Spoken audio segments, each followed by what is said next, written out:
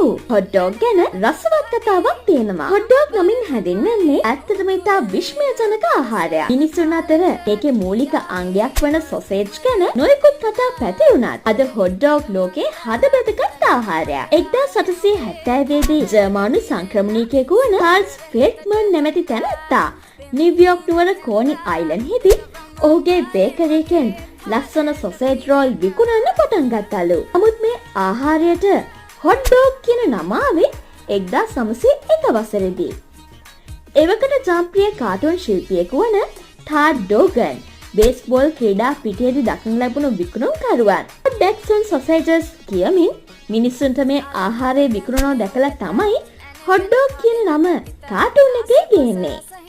ඔහුට ඩැක්සන් කියන වචනය හරියට ලියන්න බැරි නිසා තමයි හොට් ඩොග් කියලා ලියලා තියෙන්නේ. ඉතින් මේක මිනිස්සුන් අතර ඉතාමත් ජනප්‍රිය වුණා.